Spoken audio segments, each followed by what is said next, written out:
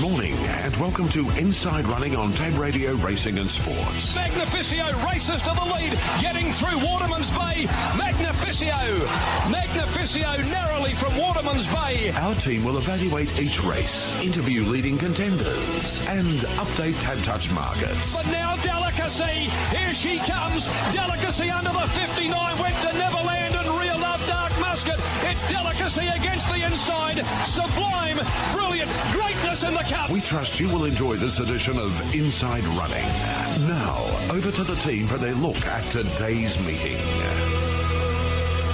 And a very good morning. It is 8:01 a.m. here on TAB Radio. It is time for Inside Running this Saturday, and we preview the card at Belmont. The first of 9 comes up at 12:29. Weather fine. Track soft 7 NRL is out 8 metres for the entire course, and we've got Diggers Scott Darren joining us. But Darren, a very good morning to you. Yeah, thanks indeed, Leah. Good morning to you. Nice to see you with us too on this Saturday morning, filling in for Maddie McDermott. And a very good morning, everyone. Nice to have your company as well for this edition of Inside Running. Of course, the Swan Draft Belmont Newmarket, the listed feature.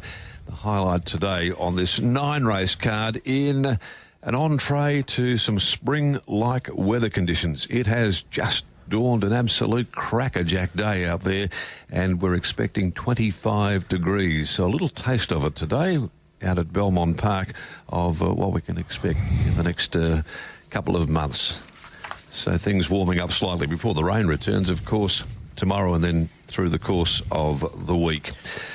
On a day where the Adam Durrant stable is proving to be very, very popular with early markets too, strongly represented on this card. Digby Beacham, good morning to you, and Scotty Embry, also a very warm welcome to the program once again. And the Durrant stable, certainly if the markets are any trend, are going to be very, very formidable out there at Belmont Park. Certainly a bit of a throwback, isn't it, with the numbers that Adam has engaged today. Darren, good morning to you, Leah, Scott and listeners. And, yeah, you look at not only the horses that he's got in, Scott, the market is particularly keen on them. Maybe that is also a little bit of the fact that William Pike is riding a handful of those, and the first of them comes up in race 1, a progressive horse, but boy, oh boy, he's been extremely well found. Morning, boys. Leah, everybody listening in as well. William Pike's book just alone, Made in Mexico 210, Supernatural 225, Sensational Even Money, Special Sort 275, Russian Sniper 310,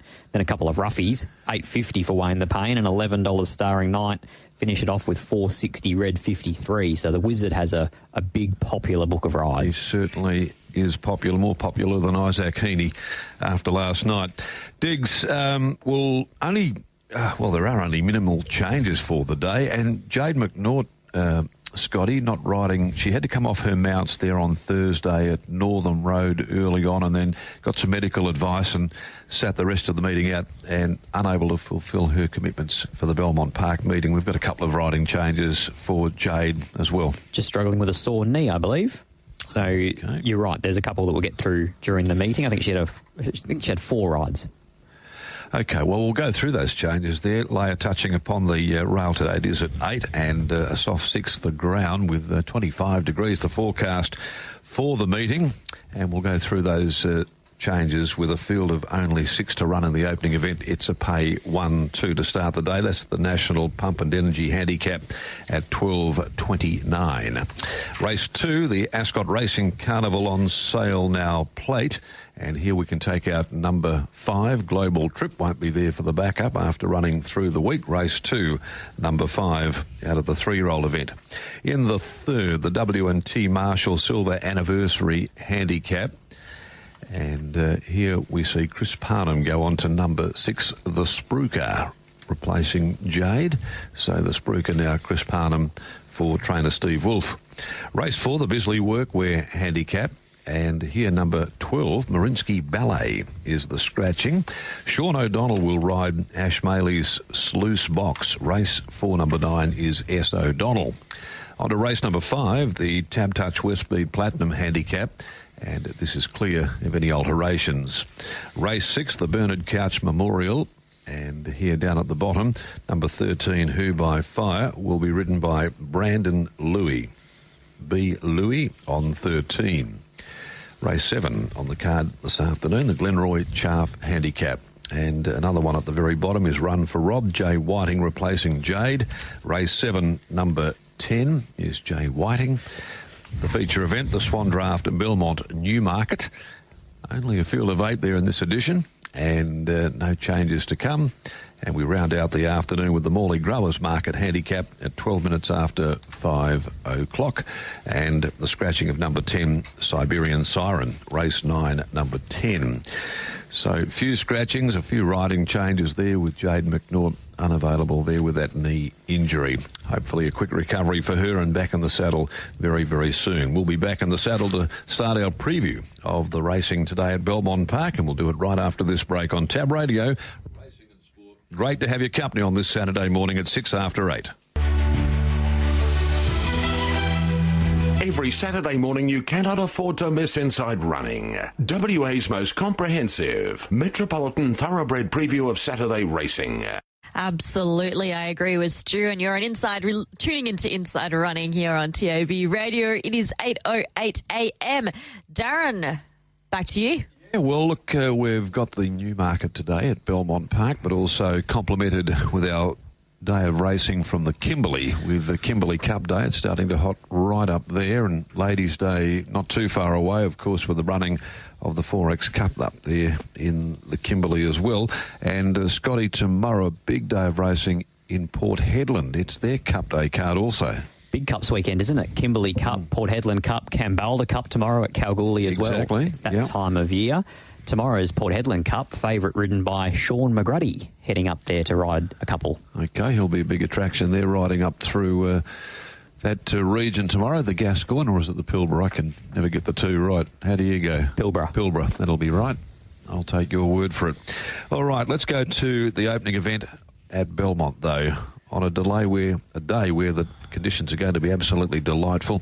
We are underway at 29 minutes after 12, and the National Pump and Energy Handicap over 1,000 starts the card. As was mentioned earlier by Scott and Diggs too, the market flow has been very strong for the Durant-trained horses today. The first of them in a race where he's represented by 2 is Made in Mexico, which gets the services of Willie Pike-Lay. What's the market in and around Made in Mexico, and it's 5 rivals here in the first. So it opened at 340 here, Darren. Backed into 210, 3 Songa at 460, 6 Under Influence $5, 2 Bonnie Lad at 7, 1 Tycoon Harry $9.50, and 4 Paddy is flying, the only runner over double figures at $14.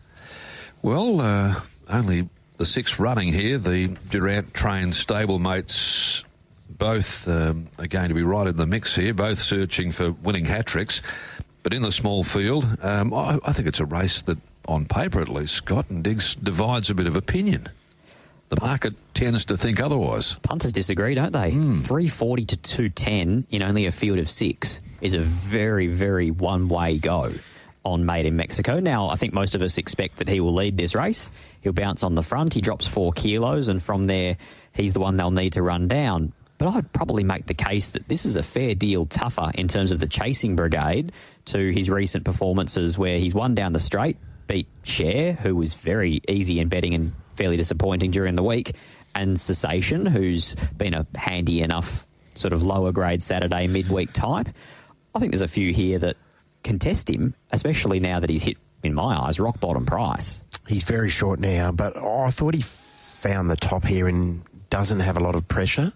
I can't imagine Luke on Tycoon Harry's going to bore it up William Pike with Made in Mexico. And if that's the case, if he gets a cheap sectional turn, then kicks off that corner down in weight, I think he's going to be awfully hard to get past. Yeah, coming out of those midweek type races there, and first run out of 3-year-old Company stepping into this Saturday grade. I mean, that's a query in itself there. But obviously those that do the numbers analytically think that if he leads and he's able to control, he'll take some running down. I've been taken with Bonnie Ladd at the same time. One, not even a blemish. I think you've got to forget the run at Belmont back on the 13th of July where it got into a bit of traffic. Forget the run there, got blocked.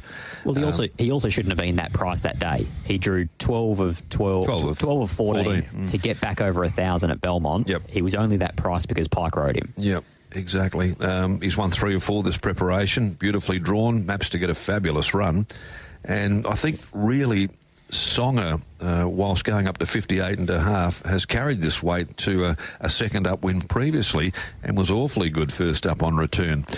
Sailed in there that day. I just think whilst it's only a small little lineup, it's got some depth. And I would have thought, I'm Team Songer in this race. I would have thought Songer running down Ginnivan is fairly similar to Songer's chances today of running down Made in Mexico. Ginnivan's come out of that race, won a 72 plus.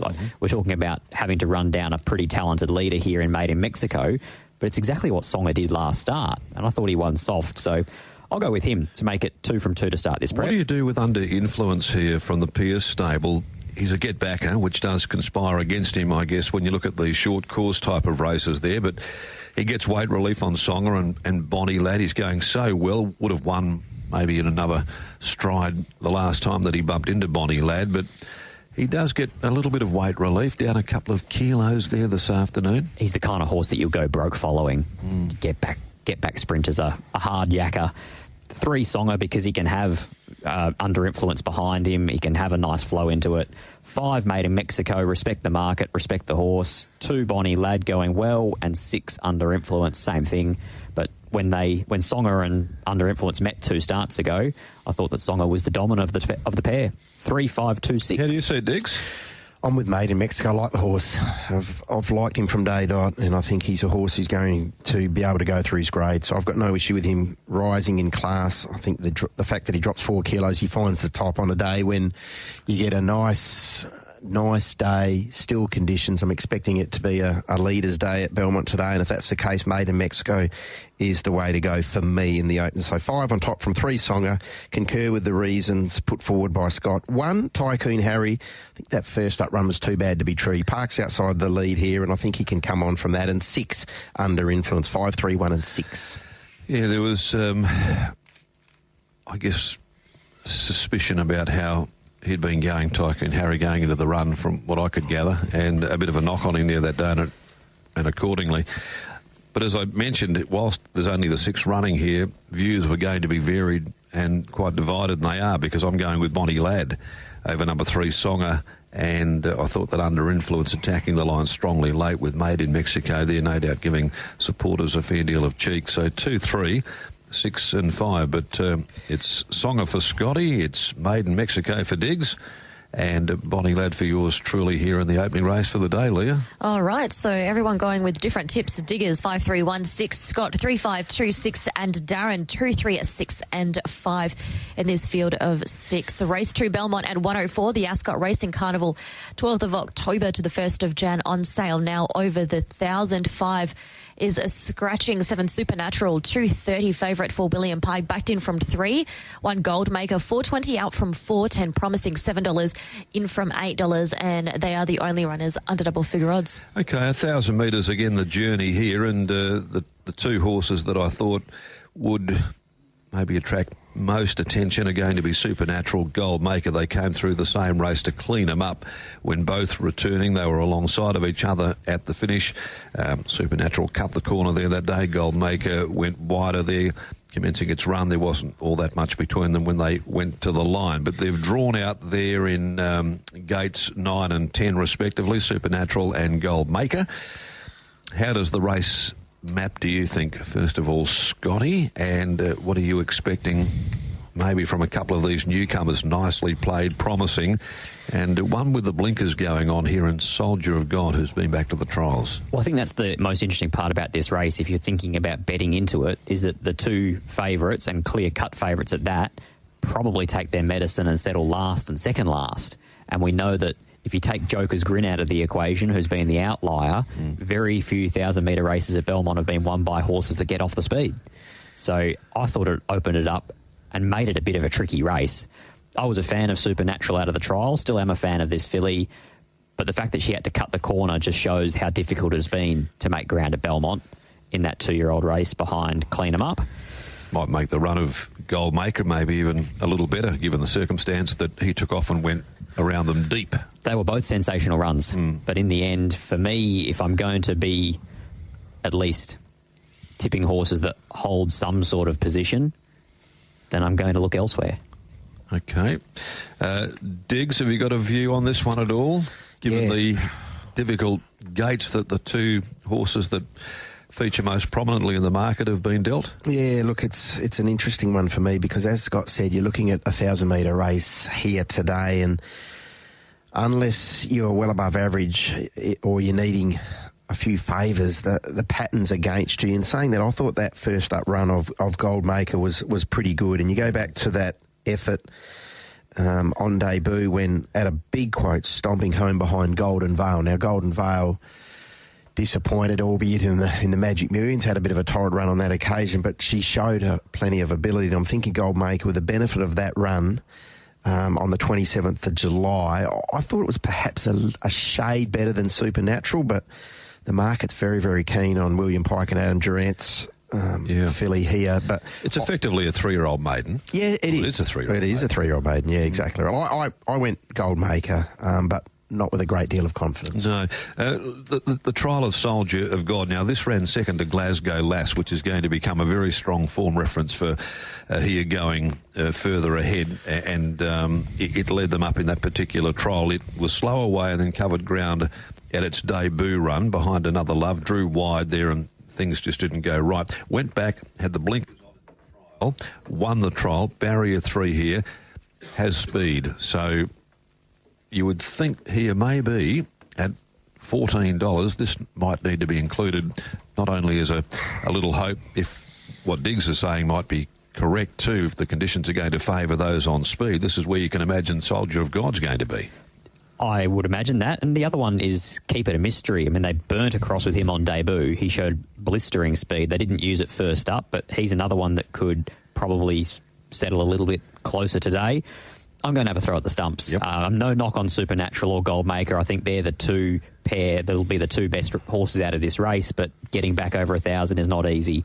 So I'm going to have a throw at the stumps at double figures with Luke Fernie's filly nicely played out of only a 400-metre jump out.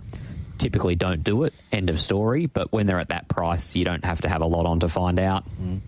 Third horse in that 400-metre jump out was Another Love, debut winner. They paid $50,000 for her as a weanling, expecting from that inside draw they can hold up close handy. I like the way that she moved in that jump out. Admittedly, hard to tell, but getting a price. 9, nicely played. 7, Supernatural. 1, Goldmaker. And 10, Promising. Didn't have a lot of room to move in that Glasgow Lass trial and got to the line nicely once clear. 9, 7, 1 and 10 for me. Yeah, it was an interesting trial by that Pierato filly, Promising. It was 3 weeks ago and behind the good one. Jumped well, but didn't settle as he took hold. It threw its head around and was a bit untractable there for a while and then got held up in the home straight. So I would be certainly giving Promising some consideration here, and like you're saying, nicely played there. It's that trial, they did beat the others home comprehensively, Desert Whisper, and nicely played in it there, but she's had a little hoof abscess since then, subsequently, and scratch. So, but an interesting one, a bit of value. I'm a bit in the Goldmaker corner there, Diggs. I thought of the horses that have shown us something, at least at this stage, that Goldmaker was maybe just marginally the better of the 2 runs, but they can all come on very quickly at their next start. So I'll go maybe the soft option and tip 1 from 7 and then put 10 in Promising and 4 Soldier of God, who I tend to think will come on a bit with the blinkers and give a bit of cheek. 1, 7, 10 and 4 for me. 1, 7, 3, 6 for me. Goldmaker from Supernatural. Keep It a Mystery, you'd think comes on from that first up run. That was off the back of only that 400-metre heat. And 6 Naughty Tawdy. I didn't mind that trial down there at Lark Hill. Had to cover some ground and didn't run quick time admittedly, but was still there at the end. Should get a nice run today on debut. 1, 7, 3 and 6. Okay, Scotty, we've got yours locked and loaded. Leah? Absolutely do. So just to recap, Diggers 1, 7, 3, 6, Scotty 9, 7, 1, 10 and Darren 1, 7, 10 and 4. That brings us to race 3, and there's a field of 8 going around the W.T. Marshall Silver anniversary over the 1,600 metres. 1 Falcon Trader at $6.52, Ginger Green $5, 5 Sensational $2 and 8 Wango Award at $5. What are your thoughts here, Darren? Just getting a little message through too from the Russ Stewart stable that one of the owners of Goldmaker is celebrating a birthday as well today. So hopefully it ends with a nice little gift with the victory of Goldmaker. Right, race number 3. Well, over to you, Diggs. Well, we get to see Sensational again here, and to be fair, this bloke is in a rich vein of form now. He needs to elevate Scott from graduation company up to 72 plus. Comes out of a slowly run race. In saying that, the runs prior to that, they did have some tempo and he was good there, so I'm not worried about him being exposed to a genuine run affair here, and you'd think with Falcon Trader in, perhaps even Ginger Green as well, that they will roll a little bit here. And Pike just cuts all the corners, has a horse with a turn of foot underneath. It looks his ideal sort of setup, really, the way that Pike likes to ride. And as much as you say it was a slowly run race, it was. West River Miracle almost pinched it. The fact that he was still able to gobble them up from the back of the field off the back of a slow tempo shows that he's got plenty more to offer. I actually like the fact too that we're a soft 6 today. I remember Willie Pike saying in his post-race interview that he felt the horse didn't even hit top gear because he was a little bit suspect in the going. So the fact that today is a 6 rather than a 7 probably plays in his favour as well. And Grant and Alana Williams just continue to raise the bar and place these horses really nicely. He's up in grade today, but he drops back a couple of kilos. He's going to go round short, but I think that he's hard to hold out. I'll go 5 Sensational to make it 4 on the bounce. What do you think of the stablemate's performance? Wango Award last start to Ginger Green. Ginger Green, of course, in the race in fabulous form itself, and beautifully drawn once again. I thought Ginger Green was another wonderful weight-carrying effort, and I thought Wango Award's run was better than it looked because Lucy just had to wait and bide her time to try and get a run through a couple of horses that were rolling around in front of her. Falcon Trader being the other one, he is in great form and has been for a long time. I think it runs pretty deep, the depth in the race, Diggs. Yeah, it does. It does. But I think your starting point has to be the horse out of Grant and Alana's yard. You know, they hit the new season in typical style, didn't they, last Saturday? It was quite a pronounced 2024-2025 tilt at the premiership, and I expect that they're going to have another good day today, and this fellow's going to be awfully hard to beat. Yeah, agree. I thought that they would quinella the race virtually here with Sensational and Wango Award, but I do have a healthy respect for Ginger Green. Hardly put a foot wrong in this entire preparation, and I guess you could also argue the same case for Falcon Trader. They're going to be the 4 for me, and in the order of Sensational 5, although it's a rise in class, attempting to win its 5th race and its 4th straight, I'm going that way. Over Wango Award and 2 Ginger Green, 1 Falcon Trader. Diggs, 5-8-2-1. Same 4 numbers, different order. Sensational to beat 2 Ginger Green, 1 Falcon Trader and 8 Wango Award. 5-2-1-8, Scott. 5-1-2-8. Not much more to add. Okay, after this, it's 25 minutes past 8 o'clock. Leah will take a break before continuing on with our look ahead at the remaining races at Belmont. Wonderful. We will take a break just to recap the selections. Diggers 5-2-1-8, Scott 5-1-2-8, and Darren 5-8-2-1.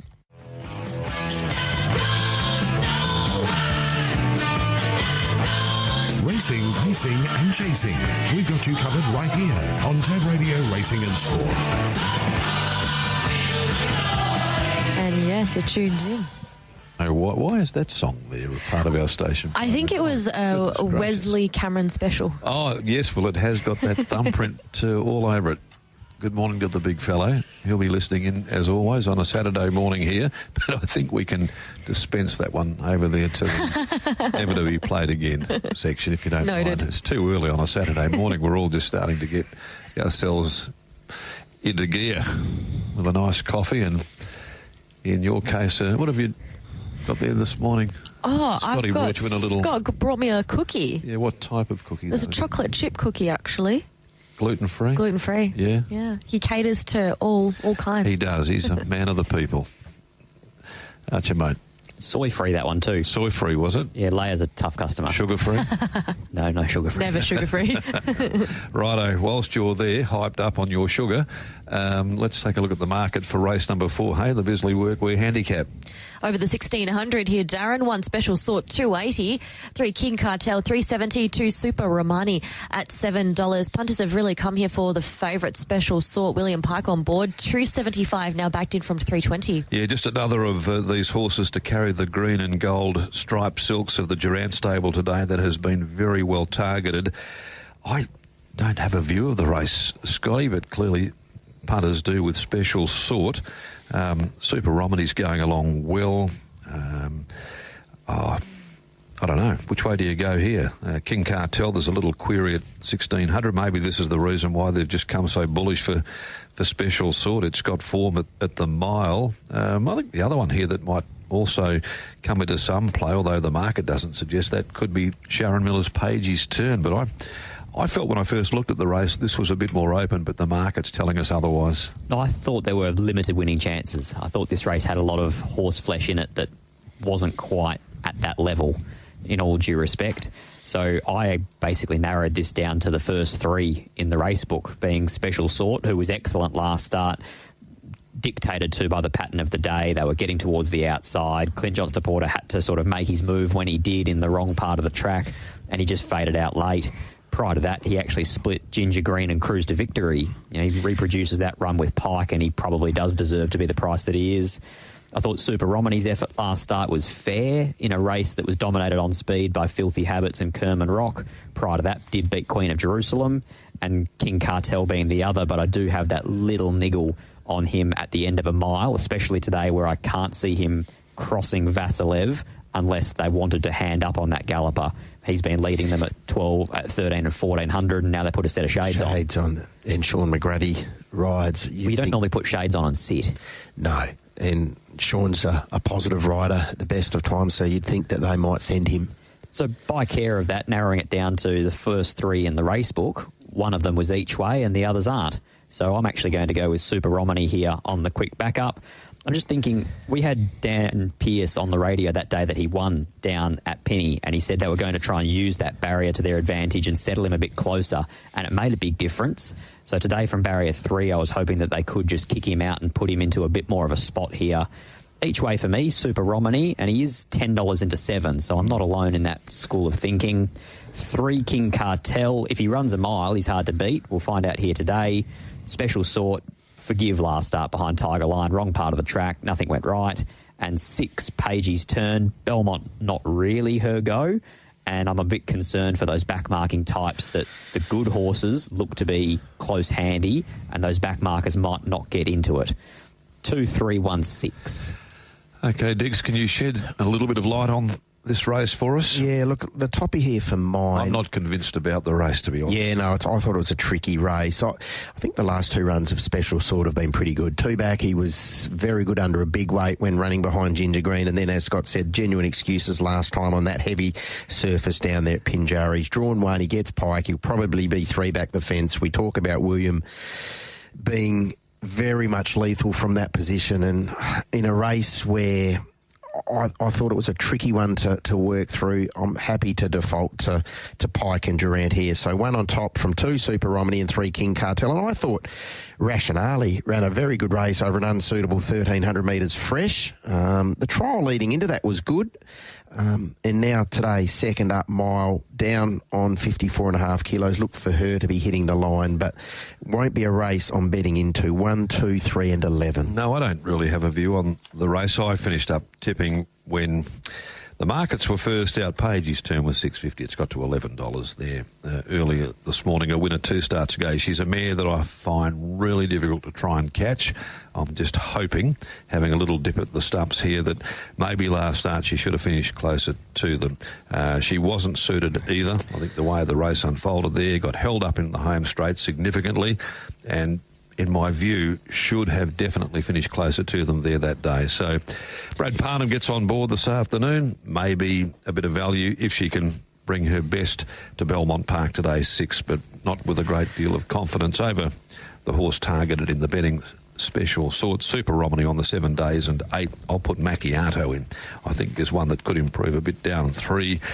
And it'll go there, maybe a bit more value into the exotics in the race layer. It's 6, 1, 2 and 8, but I'm just simply playing each way there in race 4. All right, 6, 1, 2, 8. Scott, 2, 3, 1, 6. And Diggers, 1, 2, 3 and 11. Race 5, Belmont at 3 o'clock. The Tab Touch West Speed Platinum Handicap over the 1,200 metres. No surprise here, William Pike on board at the favourite, as Scott touched on earlier. 1, Russian Sniper, 310 in from 340. 5, Hostile Talk, 480. 7, Pearly Nugget, as well as 8, Salt Lake Shake at 750. Okay, well, most punters probably have gone to bed last night with a photo of Pikey beside on the table, the way that they're backing him in every single race today. And this is another one with Adam in Russian Sniper. And clearly, like a number of the horses too that have run into good, consistent form with Adam in recent times. But I thought this race also, once again, held a little bit of depth. Diggs, Scotty, who wants to go? Don't disagree. Does Ultimate Command lead here, Scott? I thought so. I thought he mapped in front. Salt Lake Shake to burn across from a wide draw. Sit outside. On the full, the other one, he sometimes jumps, sometimes doesn't. Yeah. He's got enough speed. I thought the first up effort of Ultimate Command was sound. I thought it was a sound enough effort. I thought it was really good, and I love the fact that this horse has won 5 out of 38, and he's won second up his last 3 preparations, and he's won them easily. So he does come on very quickly off one run, and there's nothing wrong with his first up effort. And she gets 2.5 kilos off the toppy. Russian Sniper, who's been up forever and a day and continuing to run well. Now, Luke Campbell here, I think if he gives her a bit of a dig out and she finds the top on a day where it might not be all that bad to be riding the speed and certainly close to the rail there with it at 8, I thought the each way quote about Ultimate Command was quite appealing. Big price now, isn't it? She's just hit double figures. Yeah. $10. For a horse who makes her own luck, comes on in the campaign, and she at about the 250 metre mark there the other day, she sort of dipped a bit. She looked like she sort of just lost her action a little bit. So I'm with you. And an unbeatable second up record. Yeah. And not just winning, but dominates in those second up performances. So I think around that, $10 mark, you've got to have something on Ultimate Command here. Clearly the weight of the backing is there for Russian Sniper as well there. And Hostile Talk from Team Williams' yard. You get that sentimental bell form reference going into the race. How have you seen it, Scott? I went Hostile Talk with Sentimental Bell winning yet again last week. So 5 Hostile Talk, but 2 Ultimate Command is clear value for me. 1 Russian Sniper continues to race well, but at some stage the weight and the prep will catch up with him, you'd think. And 7 Pearly Nugget. Side note, I'd love to know whether Neville Parnham booked Luke Campbell deliberately or whether Brad Parnham chose to ride Pearly Nugget. Don't know the answer to that, but SJ and Brad are a dominant force, and from that better draw, I thought she could settle closer today. 5, 1, 2 and 7. Same numbers, different order. I've settled on 2 here, each way. Ultimate Command from 1, Russian Sniper. This horse, boy, oh boy, he just continues to front up, start after start. Has to carry the 61.5 kilos today, but it was a very, very impressive win last start, and you'd be a brave person to say he can't win again today. 5 Hostile Talk. It was a good effort behind a very much informed Sentimental Bell, and 7 Pearly Nugget from that good gate, as Scott said. SJ and Brad combining 2, 1, 5 and 7 for me. And I'm with you as well, Diggs, too. I'm going to play Ultimate Command each way from 1 Russian Sniper. 5 Hostile Talk. I'm going to include Invincible Ruby if, and there's a big caveat on if, you can run on from the back today, because she did get held up last start behind Sentimental Bell, and a very, very good run first up and second up also. But there's that big if they can make ground from the back at all today. 2, 1, 5 and 3 in the 5th. All right, similar selections for all 3. 2, 1, 5, 3 for Darren, Scott 5, 1, 2, 7, and Diggers 2, 1, 5 and 7 here in race 5. Race 6 at 3:36, the Bernard Couch Memorial. Over the 2200, Brandon Louis now aboard 13 Who by Fire. Favourite for CJP, 1 Queen of Jerusalem at $2.50 and 1.30. 6 Talangata at $7. Backed in from 13, so a lot of support there. 3 Manzor Magic, $8 in from 11, and they are the top 3. Yeah, they are, but there is one that's just absolutely going along superbly at the moment, rejuvenated by the Durant stable. Great to see her, the form that she's in, to Queen of Jerusalem. She's now won 3 of her last 4. She, went down a breath 2 runs ago. When she had multiple genuine excuses. Oh, yeah. Did she ever? She had traffic issues galore there that day, and Adam's just got this mare, and when these mares are in the zone, he's got her just ticking over in a purple patch. She'll be hard to beat again. Has to be.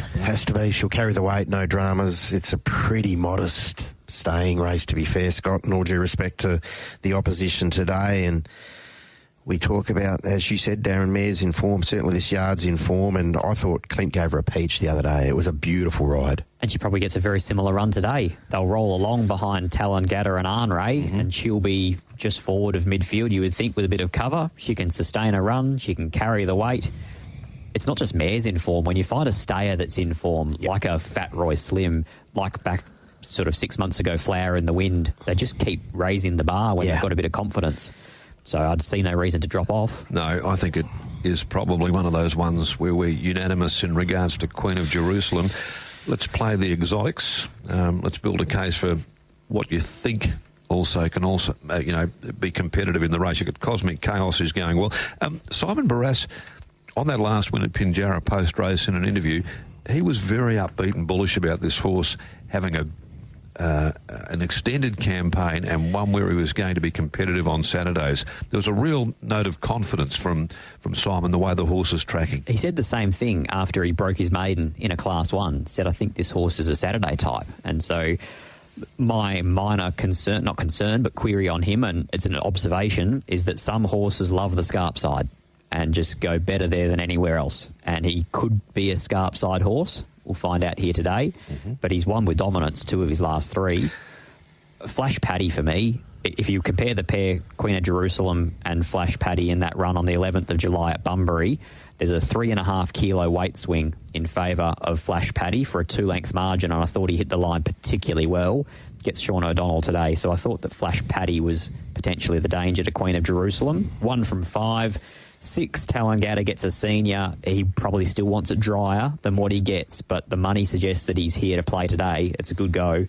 And 12, I'll include Royal Elite, who's won impressively a couple of times recently. 1, 5, 6 and 12. Okay, Chris Parnham takes over there on Talongatta today too. Might have something to do with the strong support that's also come its way. Diggs, your top 4 numbers here in race 6. 1, 3, 6, 5 for me. Darren, Queen of Jerusalem from 3 Mans or Magic, only having his 4th run this campaign. You'd think there's a little bit of upside to come with him. 6, Talongatta. The fact that Chris has been booked catches the eye. And 5, Flash Paddy, who was okay 2 starts ago over the 2050. Is nice and conditioned for a run like this. 1, 3, 6 and 5. All bases are loaded with Queen of Jerusalem here going into race 6 from Inside Running. She's the way that we're all heading. Queen of Jerusalem to make it 4 from the last 5. I'm going with her to beat 2, Cosmic Chaos, and 5, Flash Paddy, and I'll include Mans or Magic there into the pick 4, 1, 2, 5 and 3. And on the other side of this, we'll take a break before having a look at the last 3, including the listed Belmont Newmarket for Swan Draft. And to recap selections here in the 6, 1, 2, 5, 3 for Darren, Scott 1, 5, 6 and 12, and Diggers 1, 3, 6 and 5. And sports. 8:44 here on TAB Radio Racing and Sport. You're tuned into Inside Running. Race 7 Belmont comes up at 4:06. Glenroy Chaff handicap over the 1400. Rider change, Jason Whiting aboard 10 run for Rob. Favourite 7 deferred, 190, 120 for Chris Parnham. 6 no-brainer, 650 for Tenacious Reward, $9, and 2 Little Silver, $9.50. Okay, well, we've got the Simon Miller trained mare deferred going for a hat-trick of wins. She's come up terrific in this campaign there and running up to the family's reputation as well. Can she continue to do that? No Brainer's also been able to stamp himself as a 4-year-old in the early part of this new season as one that could take some considerable steps further, having stepped out twice now for 2 very, very good wins to date.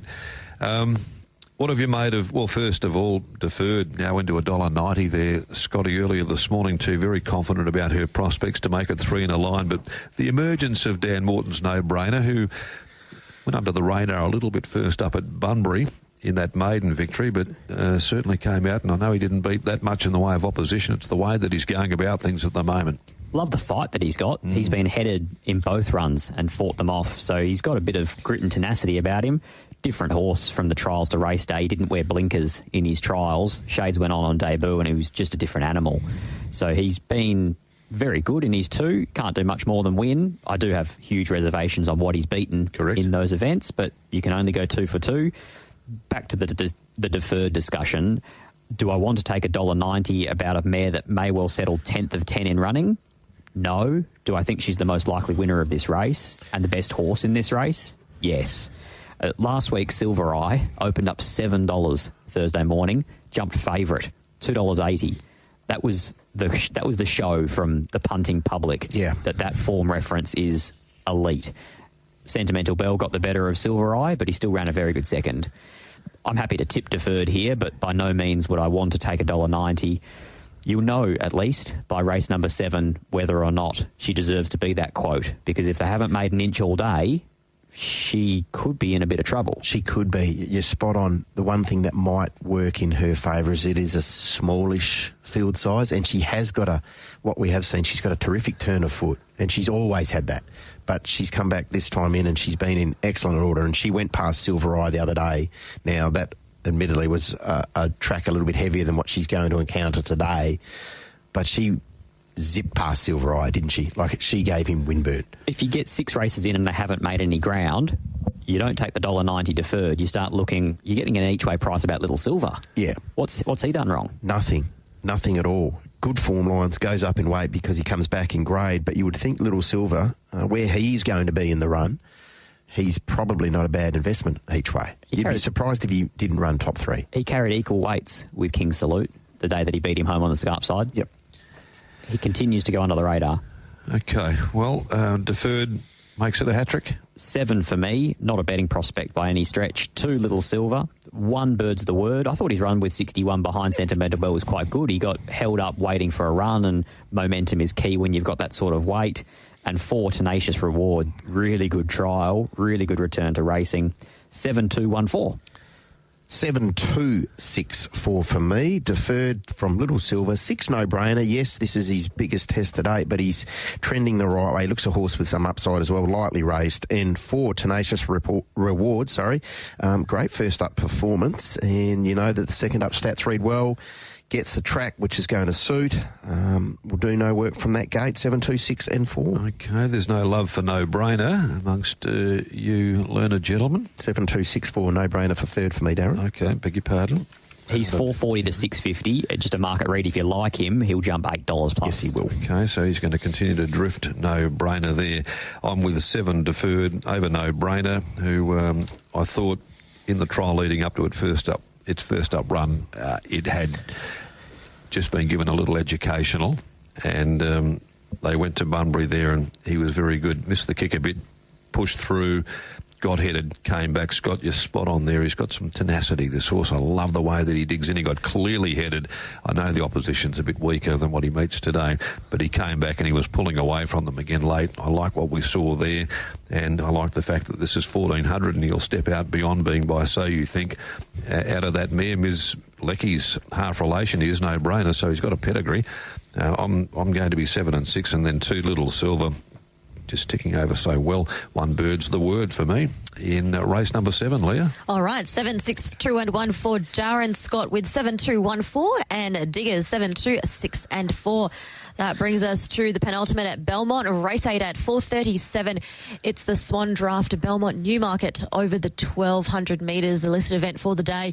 Heading the market, 5 Boots Like Bruce at 2:30 and 1:30 for Paddy Carberry. Has drifted from 198. Red 53, 460. 3 Man Crush, 650 in from 10. 6 Saloon Bars, 650 in from 750. $12 upwards the rest.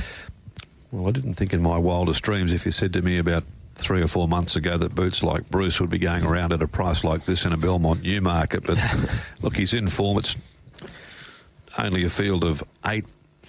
Probably not one of the stronger editions of the race there, but he's in the zone at the moment for Annie King, and you just can't knock his form. After that Bolton victory over Man Crush, he won with absolute authority. I remember the day that he won at Bunbury, Nathan King said post-race, I can't believe no one's offering us any money for this horse. We'd sell him for the right price. Glad they didn't now. He continues to produce, and the way that he dominated him in the Bolton, it's hard to see considering that this is a field of 8. 7 of the 8 went around in the Bolton. How do they turn the tables on him? Where does he land in the run? I think he'll end up close to the pace, doesn't he? I think he'll end up probably sitting second in the clear. They'll run along, won't they? Pooley, Man Crush will probably sit on Pooley. Well, exactly right. I think Pooley will cross Man Crush. And I think that they'll be happily, I don't know the answer to this, but I think they'll be happy to take the sit on Man Crush, care of the fact that Pooley rolls up this track in the home corner. So you could actually get an inside rails run. Good money for Man Crush there, Scotty. He's going good. He had to work really hard last start to get to the spot that he did. He's different when he can find the rail anyway. You know, in terms he's an on-speed, high-speed horse, and if he can find the fence, he's almost racing like he wants further now. Yeah. I thought his 2 runs back have been terrific, to be fair. He was very, very good in the Bowfine. And the other day, you know, Boots Like Bruce gave him a beating, but he was pretty tough. I thought he was pretty tough. I thought he was good. Are they the Quinella, do you think, in the Newmarket? Well, I went that way. Yep. I went 5 from 3. I thought Red 53 found the line well enough. He probably didn't show that same level of zip that maybe he had in previous preps, but I still thought he was good enough to run 3rd here. And then I'm going to go with Pooley, because if he is allowed to cross and find the fence on his own, he can probably go a little bit more conservatively today. 5-3-8-4. Yeah, Diggs, Boots for you? Yeah, Boots and all. Hard to not be. Yeah, exactly right. Like he won the other day like a, I know it sounds stupid, he won the other day like a proper horse. I know that sounds a little bit bizarre, but that was his first foray into that company, and it was a dominant display, as you'll see, on a Saturday. Look, it was a very, very authoritative victory. So he rises 2.5 kilos. He's got a good racing pattern. You know, the camp says he's better when he's got one to chase. Well, he'll have one to chase today. So 5, Boots Like Bruce on top from 3, Man Crush. He's going okay, this boy. 1, Minx Moment. The key for this fellow is hopefully improving ground. And by this stage of the day, you'd like to think we're on a 5, maybe even getting to a 4. I don't know. I think it's a 6 at the moment, but it's a glorious day out there. And you go back to his trials when he was getting good surfaces down there at Lark Hill. He was trialling like a horse who's in particularly good order. He's run into a soft 6 and also a soft 7. And 6, Saloon Bar should get a lovely run. I thought the effort behind Boots Like Bruce and the Bolton was sound. I'll put my hand up with Red 53 if he wins and say I got it wrong. I thought the trial and then that first up effort was okay. He's capable of better than that, clearly. 5, 3, 1 and 6. Yeah, I summed it up being a bit plain. Red 53, I'm going to go with Boots Like Bruce. I think Man Crush, they will certainly make it a keener contest here. 1, the fact that he meets him a couple of kilos better. 2, he won't have to work anywhere near as hard as what he did last start, and he should be able to sit right behind the pacemaker Pooley, who'll toe ball Man Crush into the race. And it would be a nice victory if he happened to get the money today too. Some of the owners involved are great friends of Brian Osmedi, who sadly passed away last weekend, and our thoughts have been with the Ozzo family there throughout the course of the week, and it'd be lovely to see Man Crush win for those very close friends of Oz's. So 5 for me, 3 Man Crush and 6 Saloon Bar, and then I'll include Red 53. But I'd like to see Minsk Moment improve a bit, but at the moment just hasn't run to the same level we thought after those very good trials at Lark Hill. 5-3-6-8, Leah. 5-3-6-8 for you, Darren. Scott with 5-3-8-4 and Diggers 5-3-1-6. 1 left to go here for the Belmont preview on Inside Running. 5-12 is their last. The Morley Growers Market over the 1,210 scratch to Ice Picnic, $4. 3 Other One Son, $5 alongside 8 Brave Strike. 7 Leniency, $6 for Bayzid. $6.50, $10 upwards the rest. Okay, well, we get an interesting one in the last for the day. Luke Fernie's now got a horse who hasn't started for 784 days, but he's got some ability, and that is a gelding by the name of Other One Son, Scotty, and boy, didn't he look good in a very well-controlled trial. He did. It was only a 4-horse trial, and the second horse is Kalgoorlie Cup bound, so he probably wasn't put under a great deal of pressure. He led and did what he had to do. Correct. It looks a treat, though, doesn't he, the horse? He's a mighty-looking horse. It's great to have a horse like him back at the races. He's an intriguing runner today, isn't he? But at the same time, he's probably nowhere near screwed down. No. And I would have thought from that wide draw today, the last thing they want for him is a gut buster. Correct. So I'd expect he goes back and then looks to find the line. So at the price that he is, happily bet around him first up. Yeah. What about Ice Picnic, who gets here, second run for Steph, was nommed for the Newmarket, and they've elected to go here. I think it's a really smart decision. Oh, it's good form, isn't it, to the form reference that you'd like to see rope them in back in June. Then he had that 6-7 weeks between runs with Steph Verhala. it's Storm Chaser form behind him, and I like the fact that he's very good off the fresher side too. I think maybe best is fresh with Ice Pick. He's got, I think, a record of 21 days of 6 goes for 2 wins and 2 placings. So I think he'll, from the draw here this afternoon, his early speed, he can be prominent. I think he'll be very hard to beat, all things being equal. I know he's got his little underlying issues, but they're working with those, and you know, he's a pretty competitive horse. He's the best for me. Pretty keen. Ice Pick Nick. He just maps to get a lovely run. If Universal Flair jumps from the inside draw, she can go quick. Bayzid, if he jumps, he's out to 1,200 metres, but he can go quick. And Stevie Parnham can just park him behind them on Ice Pick Nick. The Storm Chaser form, the obvious, prior to that, roped them in. But what gets lost in translation, the third horse in that field was Triple J. And now Triple J's won 3 in a row. So Ice Pick Nick for me, very keen. 2 on top. Were you taken with the leniencies trial? There is good money there, 10 into 650 there this morning. I didn't read anything into them. He didn't wear blinkers, and he's a blinkers horse. So I thought that leniency was one of the minor end type dangers, but I was all eyes, Ice Pick Nick. 2 for me, 8 Brave Strike, thought was a good effort off the freshen, 7 leniency, and 1 to throw maybe into quaddies or novelties. I thought the trial of Manavendra was fantastic behind Acromantula and Bit of Merit. He was in a different postcode from the 600 and he hit the line better than anything. 2, 8, 7 and 6, but best bet, race 9, number 2, Ice Pick Nick. Good on you. Hopefully we can get the money there for you, and nice observation with Manavendra as well. Diggs, how do you see the last? Yeah, he just looks like he's going to get a gun run, Ice Pick Nick. That first run for Steph was good behind Storm Chaser, who got to the line particularly well, and that came off the back of a very, very nice return by Storm Chaser. So he was popular for a reason on that day, and Ice Pick Nick certainly wasn't embarrassed when running second. So 2 on top from 8, Brave Strike. Should get a lovely run. I thought it was okay extending over the 1,000 metres late. That was with Bradley aboard. Holly takes over today. No weight. And we'll have the rail to work in her favour. 3 Other One Son. Just excited to see this horse back. It's been over 2 years and the trial was good, albeit it was a slow time. And 7 leniency again. Thought the trial was decent enough. 2, 8, 3 and 7. Yeah, there's no accounting for class when it comes to horses like Another One Son, who's won 4 of 8, 3 seconds along the way, always showed that he was a horse who had undeniable but untapped ability, and he'd been off the scene for such a long, long time. Good luck to Jim Lund, the owner, for the patience that they've shown here and the opportunity that they have given Other One Son to come back to racing. But Ice Pick Nick is my pick in the last for the day. Going that way, over number 3, Other One Son, because of his class. He'll need this, there's no doubt there. I thought it was a softish trial there, well controlled, but he looks big, he looks fabulous, and he might take a couple of runs. I didn't mind the fact that leniency went around without the blinkers and was not that far behind them in the trial. And the money for Universal Flair, well, the weather's improving, not getting any worse, so it's normally dictated to some degree when you put Universal Flair in. 13 into 950, it's a strong enough move. It might be considered there for the fact that she does have speed and she looks as though she'll probably, well, do you mark her going to the lead? I think she'll lead. Yep. Okay. Well, if she can hang on there and hold a spot, well, maybe she can run 4th for me.